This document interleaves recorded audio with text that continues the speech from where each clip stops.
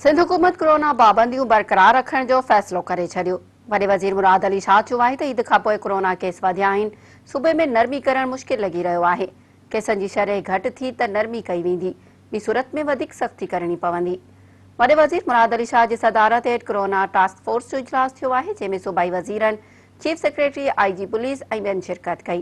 वॾे वज़ीर मुराद अली शाह इजलास दौरान ॻाल्हाईंदे चयो त काल्ह 20,421 टेस्टूं कयूं, जंहिं मां 9,000 सिर्फ़ कराची जूं हुयूं। 2,076 केस ज़ाहिर थिया। केसिस जी शरह 10.2% रही।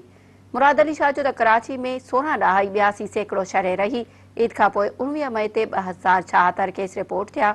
शरह 10% खां वधी रही, जंहिं मां ज़ाहिर थियो त सिंध में केस वधी रहिया आहिनि। वॾे वज़ीर चयो त सूबे में नरमी करण मुश्किल नज़र अची रही आहे। टास्क फोर्स जे मेंबरनि वॾे वज़ीर खे मौजूदा बंदिश जारी रखण जो मशवरो ॾिनो ऐं चयो त थी सघे थो त वधीक सख़्त फ़ैसिला करियूं। इजलास दौरान टास्क फोर्स पाबंदियूं बरक़रार रखण जो फ़ैसिलो करे छॾियो। टास्क फोर्स जो ईंदड़ इजलास छंछर ते तलब कयो वियो, जंहिं में सूरत हाल जो जाइज़ो वरितो वेंदो।